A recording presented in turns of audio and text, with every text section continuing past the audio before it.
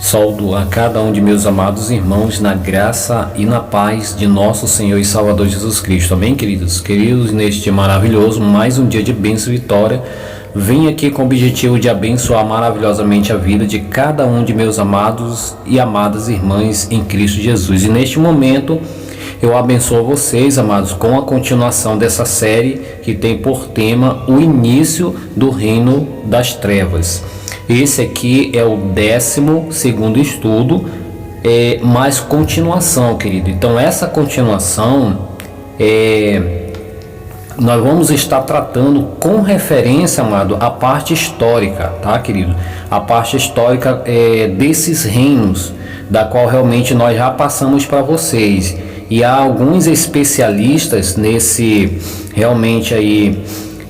nessa parte, onde realmente esses especialistas nesse assunto ou nesses assuntos, eles vão aí estar fazendo resumidamente, amados, pequeninas abordagens que eu creio de coração que vai estar aí ajudando vocês a compreender um pouco da parte histórica. E essa parte e esse estudo de continuação vai ser transmitido em partes, tá, amados? Em partes. Então essa é a primeira parte, tá bom, amados? E eu creio de coração que vocês vão assim se maravilhar. Então agora deixo vocês aí com realmente esse vídeo maravilhoso, onde vai estar detalhando realmente essas partes para nós.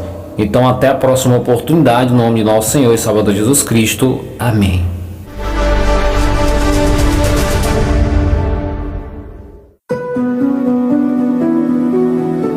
Milhares de anos atrás, em uma área hoje conhecida como o berço da civilização, um rei ambicioso teve uma experiência que moldaria o mundo no futuro. Babilônia foi a maior cidade da Terra e seu legado continua vivo. Passando pela imponente porta de Ishtar, os viajantes encontraram uma cidade repleta de vida e cheia de ouro e riquezas. Esta joia da antiguidade foi a inveja do mundo. Qualquer pessoa que visitasse a Babilônia, no auge do seu poder, ficaria absolutamente pasmado diante do espetáculo da sua arquitetura e pelo fato de que ali se reuniam na cidade pessoas de todo o mundo. Foi uma verdadeira metrópole. Babilônia se proclamou a primeira cidade do mundo, a primeira cidade que os deuses haviam criado. E essa presunção reflete o fato de que realmente era uma metrópole de ordem e escala que o mundo nunca tinha visto antes. Certa noite, o rei da Babilônia, Nabucodonosor, foi despertado por um sonho incomum. Um jovem escravo hebreu, de nome Daniel, foi chamado para interpretar o sonho.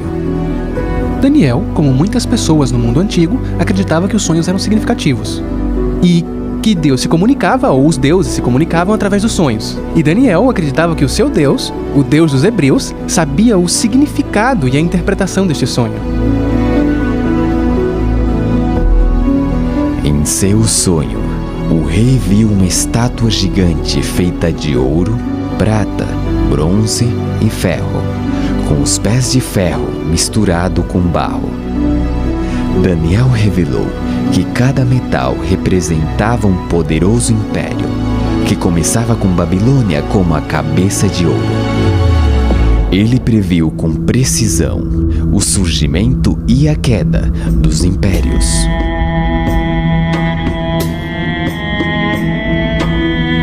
Mas que evidência há de que Daniel escreveu sobre estes eventos antes deles acontecerem? Os manuscritos do Mar Morto contêm seções do livro de Daniel e são datados do século II a.C.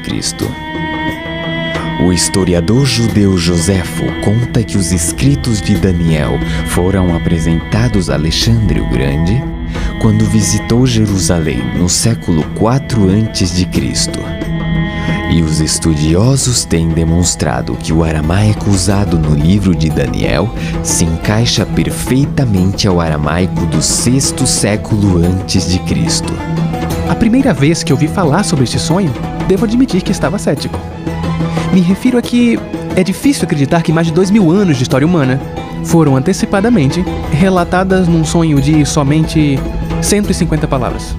E eu fui confrontado com a ideia de que ou estamos lidando com algo que poderia ser uma farsa, uma mentira, ou algo sobrenatural está em jogo. Daniel havia predito que um império representado pelo peito e braços de prata se levantaria para conquistar Babilônia. No auge do domínio babilônico, Daniel predisse que se levantaria um reino inferior.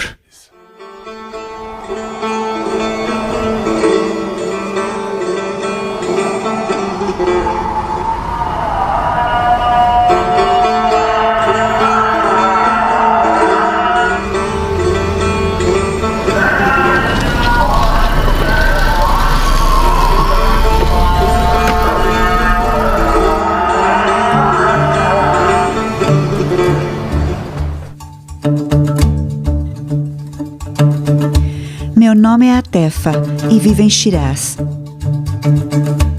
uma das cidades mais bonitas do Irã, conhecida por seus jardins e seus poetas. No meu tempo livre, adoro tirar fotos. Como mulher muçulmana, fico admirada cada vez que venho nessa mesquita.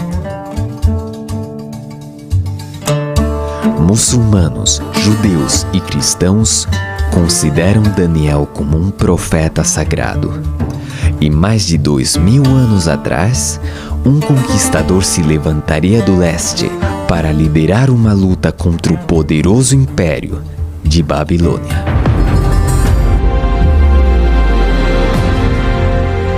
Por alguns anos, antes da queda de Babilônia, os babilônios sabiam que o rei do que eles chamavam Parso ou Pérsia, um homem chamado Ciro, estava conquistando grandes partes do mundo além das suas fronteiras. Depois de se unir com seus vizinhos, os medos, Ciro liderou os 2 exércitos em uma série de vitórias famosas, consolidando seu nome como uma estrela em ascensão. Mas essa ascensão não estaria completa sem a conquista de Babilônia. Heródoto retrata Ciro como o modelo de um grande conquistador e Babilônia como a maior conquista de Ciro, o prêmio supremo. E era o prêmio supremo porque era o osso mais duro de roer. Babilônia era uma poderosa fortaleza. Suas paredes maciças, de fosso profundo, e imponentes portões impossibilitavam a conquista de qualquer força invasora. Confrontados por muralhas que não podiam ser violadas, as tropas persas identificaram o rio Eufrates como ponto de entrada. Desviando a corrente rio acima, as tropas de Ciro puderam marchar ao longo do leito do rio, por baixo dos portões, até o coração da cidade.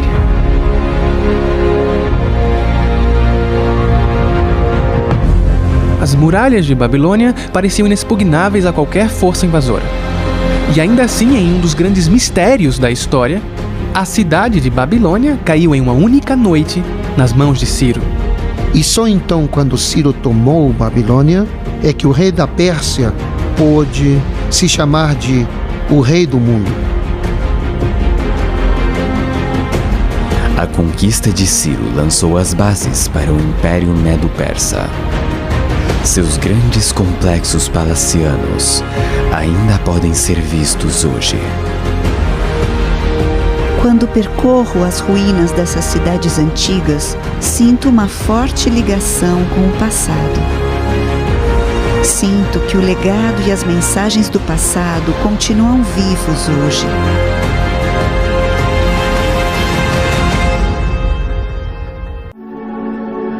Depois de conquistar o que parecia ser o mundo inteiro, Ciro morreu em batalha.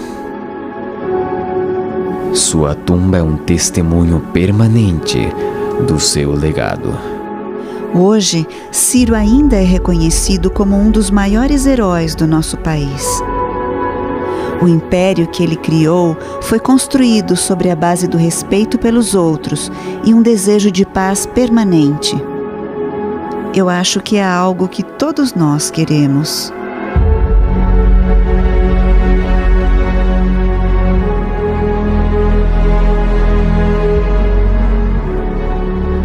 Quando os reis da Pérsia morriam, seus corpos eram enterrados aqui.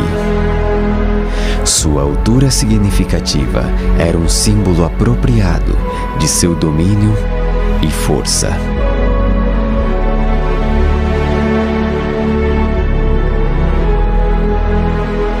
Mas há uma tumba inacabada neste lugar. O último rei persa estava apenas começando o seu reinado, quando se deparou com um agente da profecia de Daniel.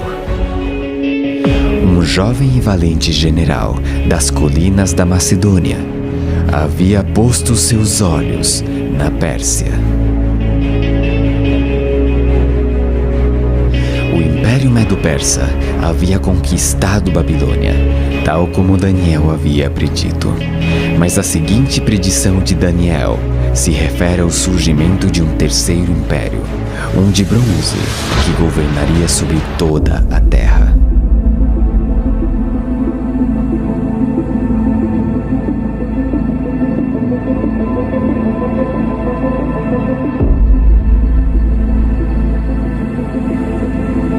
Escalar aqui é uma espécie de tradição que passa de pai para filho. Temos rotas fáceis, com rochas pequenas, mas também temos as rochas grandes.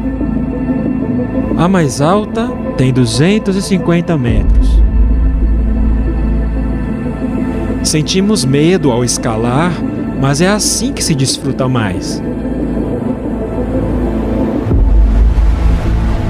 Antes de subir, costumo respirar profundamente. É tranquilo lá em cima. Dá para sentir a solidão.